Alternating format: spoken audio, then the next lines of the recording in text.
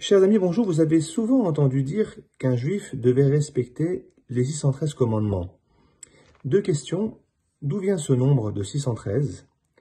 Et puis la seconde question, peut-être la plus importante, est-il vraiment réaliste de penser qu'une personne puisse réaliser, accomplir 613 commandements, ou est-ce une utopie? Alors commençons par le début. Ce nombre de 613 se trouve dans un traité talmudique, le traité Makot, Talmud de Babylone. Et dans une des pages de ce traité, un sage dit en fait que la Torah c'est-à-dire au sens strict, les 5 livres de Moïse, le Pentateuch, Chamisha Chumshe Torah, eh bien on trouve dans la Torah, dans la loi mosaïque, 613 commandements.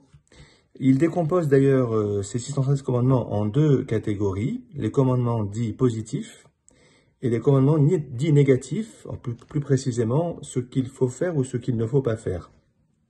Et donc, dans le détail, il va jusqu'à nous dire que qu'il y a 365 défenses, abstentions, qu'on appelle commandement misvot lotaasé, ne pas faire, par rapport en corrélation avec les 365 jours de l'année solaire, l'année civile. Et par ailleurs, dit ce sage, les 248 commandements positifs donc seraient en corrélation, reliés à 248 parties du corps humain. Donc vous additionnez 365 et 248 et vous arrivez à 613. Voilà, donc ça c'est l'origine de ce nombre de 613 et il a d'ailleurs fait l'objet de nombreux recensements puisque comme vous le savez, plusieurs sages éminents, parmi lesquels Maïmonide, pour citer peut-être l'un des plus connus, ont effectivement recensé donc dans des recueils avec une très grande exactitude ces 613 commandements. Je ne vous cache pas évidemment, et vous le savez, qu'il y a parfois des débats concernant certains commandements, faut-il les inclure, les exclure, etc. Mais là n'est pas le sujet.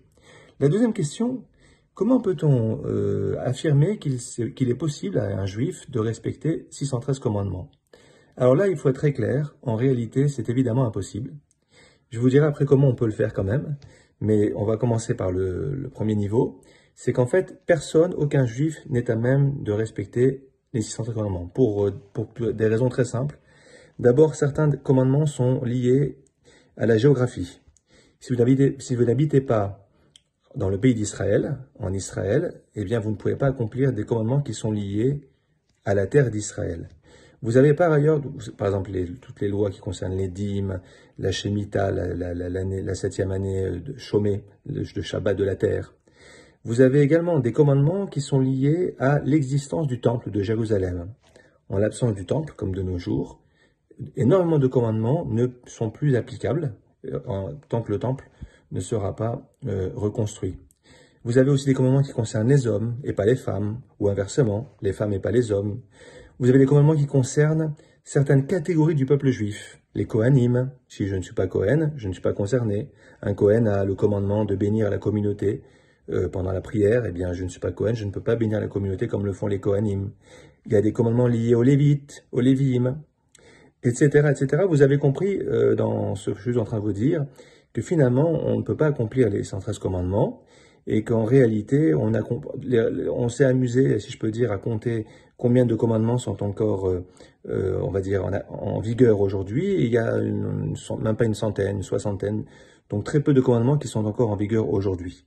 Je voudrais conclure quand même en vous disant que certains de nos sages, de manière très intelligente, ont prouvé que même si on ne peut pas accomplir les 613 commandements, quelque part, on peut les accomplir. Comment? Je donne par exemple ce que je cite par exemple le Ben Ishraï, un très grand maître d'Irak, 19e siècle, mort début du 20e siècle, qui dit par exemple que quand on étudie dans les textes les commandements qui ne sont plus applicables, c'est comme si on les mettait en pratique. C'est intéressant. Donc si par exemple vous étudiez le traité talmudique qui parle des sacrifices d'animaux, d'offrandes végétales qu'on ne peut plus appliquer en l'absence du temple, eh bien le fait d'étudier ces passages fait que c'est comme si je les mets en pratique. Si je suis pas Kohen mais que j'étudie les lois des Kohanim, si je ne suis pas un homme, je suis une femme et que j'étudie les lois concernant les hommes par exemple, eh bien ça pourrait être une manière de mettre en pratique ces commandements par l'étude. Et puis dernière chose, à nouveau, pour illustrer ce que je suis en train de vous dire, autre explication pour dire qu'on peut accomplir les 113 commandements, c'est de dire que, par exemple, pas par exemple, le fait que le peuple juif constitue un corps, c'est-à-dire que nous sommes tous interdépendants les uns des autres, comme on le dit d'ailleurs, Kol Israël, Arevim, c'est basé, une solidarité entre chaque membre du peuple juif. Et donc certains rabbins disent que puisqu'on est tous solidaires, quand chacun accomplit les commandements qui lui sont spécifiques, eh bien, de manière comme par capillarité, même si moi je ne suis pas à même de pratiquer ces commandements, eh bien, par le truchement de l'autre, je les mets en pratique. Un exemple, un Kohen qui bénit la communauté, je ne suis pas Kohen, mais comme nous faisons partie du même peuple, quand il bénit la communauté, eh bien, en accomplissant ce commandement, eh bien, je me relie à lui, et nous sommes un même corps, une même entité. Et donc, c'est une deuxième explication qui permet de comprendre comment on peut affirmer que nous devons chacune accomplir les 113 commandements.